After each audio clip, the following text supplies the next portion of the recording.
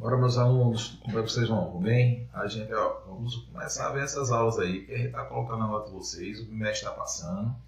Eu vi que tem poucas pessoas vendo as aulas e aí tem a presença de vocês para a aprovação, né?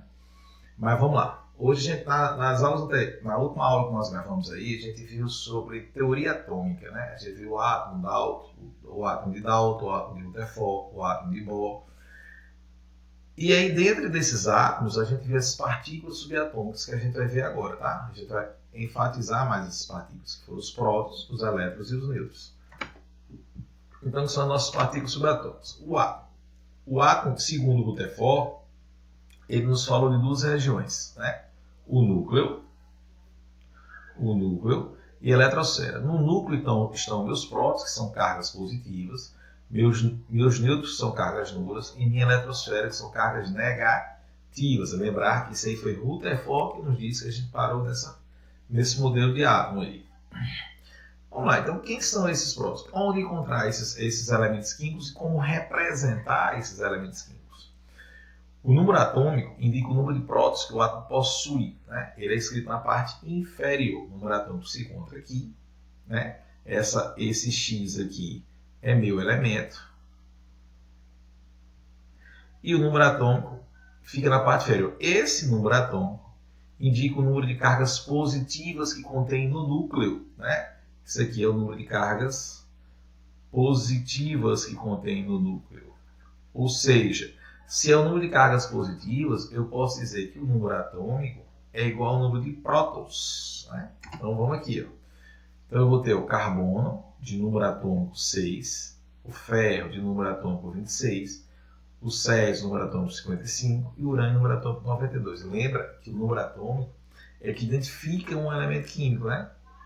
O elemento químico é definido como conjunto de átomos que possuem o mesmo número atômico, né? E aí depois a gente vai ver que existem semelhanças atômicas que são seus isótopos. Tranquilo? Então vamos para lá. Tá. Mas no núcleo não só tem um número atômico dos prótons, né? Eu tenho a minha massa, que a gente viu que a massa de um átomo está contida no núcleo, né? Quando é a parte mais densa. E essa massa, no meu elemento químico, fica localizada na parte superior desse elemento aqui, ó. Então eu vou ter, ó, nesse caso aqui, eu passo a ter, lembra lá, ó, do carbono, o elemento químico agora. Aí em cima é a parte massa, embaixo é o número atômico. Embaixo é o número atômico.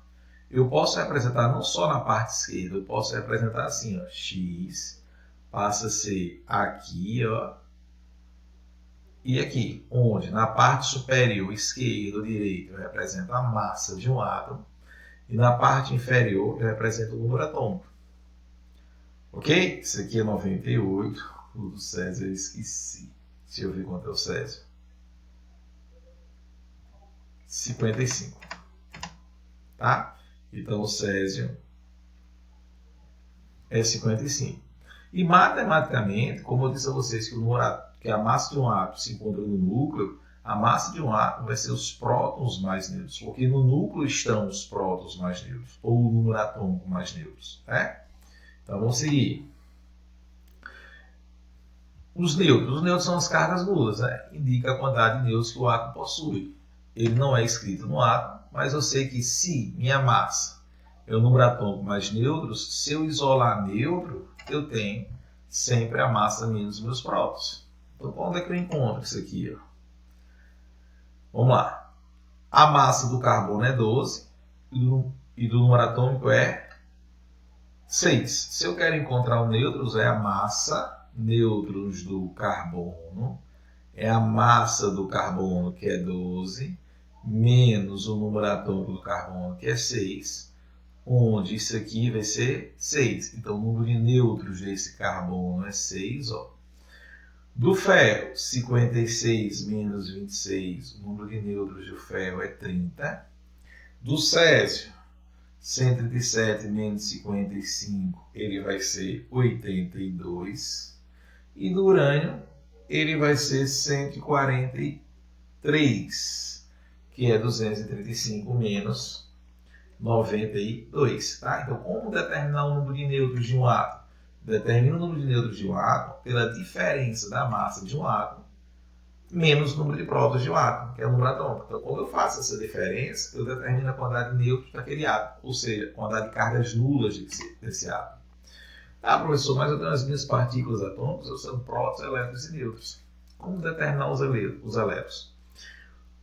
Na química, a gente costuma dizer que a matéria nula é eletricamente nula, ela é neutra. Para ela ser neutra, eu tenho que ter as cargas positivas iguais às cargas negativas, ou seja, o número de elétrons será sempre igual ao número de prótons para poder anular, né? Então, no mesmo exemplo, se eu tenho a massa, o número atômico do ferro 26, o número de meus elétrons também é 26, tá? 26 prótons, 26 elétrons, ou seja, cargas positivas, cargas negativas iguais, ocorre se anula, tá? Se eu olhar aqui o slide anterior, eu vou dizer a vocês que o número de elétrons desse carbono, deixa eu mudar de cor aqui, o número de elétrons desse carbono vai ser 6, essa cor não está legal, não está preta.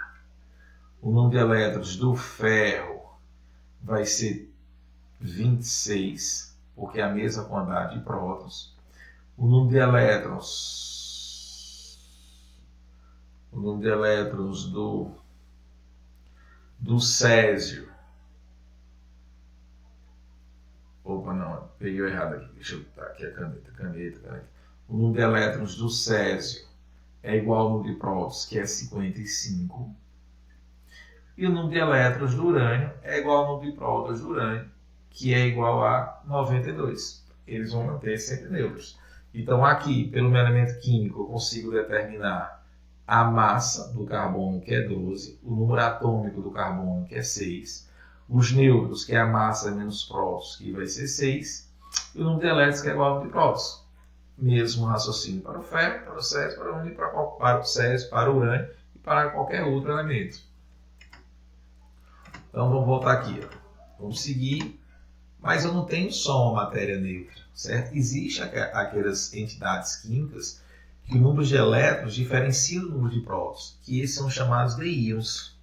Os íons são espécies químicas que possuem carga elétrica, ou seja, quando ele possui a carga elétrica, o número de prótons é diferente do número de elétrons. Veja, o número de prótons não muda, certo? Ele não muda, ele não mexe no número. O que vai aumentar ou diminuir é a quantidade de elétrons que você tem no átomo, não a quantidade de prótons. A quantidade de prótons sempre será a mesma. Então, houve ganho ou perda de elétrons. Então, vamos seguir nos íons. Nos íons eu posso ter um cátion. Cátion eu vou ter uma carga positiva. Certo? Se eu tenho uma carga positiva, ele perde elétrons. Vê que os prótons não mudam. E eu posso ter um ânion. Um exemplo. O número de prótons aqui continua sendo 26. Mas a quantidade de elétrons é que vai mudar, porque eu vou pegar a quantidade de prótons, subtrair pela quantidade de elétrons, está perdendo 3 elétrons. Então, eu passo a ter número de prótons e número de elétrons em 3. Tá? Eu perco 3 elétrons. Então, se eu tinha 26 prótons, eu passo a ter 23 elétrons. Quando eu tenho o ânion tem uma carga negativa, então ele ganha elétrons. Se ele ganha elétrons, eu vou continuar com o meu número de prótons de 16, que não vai mudar, mas a quantidade de elétrons aumenta em 2 vezes, que vai passar a 18. Então, eu vou ter meus íons, né, para ser bem... Eita, danada. Deixa eu ver se eu já configurei nada. Eu vou ter meus íons. Meus íons, eles podem ser carga positiva ou carga negativa. Se tiver uma carga positiva, o número de elétrons é menor do que o número de prótons, que ele perde elétrons. Se tiver uma carga negativa, ele, né, ganha elétrons. Então, eu vou pensar aqui você, sódio. Sódio eu tenho 23 de massa e de prótons eu vou ter 11. Esse átomo é neutro ou é um íon? Se eu não tenho carga aqui, esse átomo é neutro. Então, se a massa em cima eu vou chamar de a massa de 23, O número de prótons é igual a 11, né? Que aí não vou falar de número atômico, que é a mesma coisa que prótons. O número de elétrons é igual a 11, que são iguais. E o número de nêutrons eu vou subtrair, ó, 23 menos 11 vai dar 12. Mas se eu entregar isso aqui para vocês, ó, o sódio, 23, agora eu tenho uma carga. Eu identifico, eu sei a diferença de um átomo de prótons para um átomo, de um átomo neutro para um íon, quando eu vejo a minha carga. Se eu tenho uma carga mais 1, mais 2, mais 3, ele é um íon. E esse íon vai se chamar de cátion, porque ele perde elétrons. Só que ele vai perder a quantidade de elétrons que ele tem de carga. Se ele tem uma carga, ele perde um elétron. Então, ó, vê como é bonitinho aqui. Massa é igual a 23, prótons é igual a 11, o número de nêutrons é igual a 12. Só que a quantidade de elétrons agora, ó, ela vai ser subtraída. Se eu tinha 11 prótons e eu perdi um elétron, 10 elétrons. Ó, vê a diferença de esse átomo para esse íon é a quantidade de elétrons. Tá? Se eu tenho aqui o nitrogênio 3 menos, 14 de massa e 7, ó, se eu perguntar a massa dele, você vai me responder que é 14. O número de prótons, você tem que responder que é 7. O nêutrons, 7. E a quantidade de elétrons, se é um íon de carga negativa, ele vai ganhar elétrons. Professor, ele vai ganhar quantos elétrons? Ele ganha o número de elétrons ele ganha o número de elétrons que possui carga.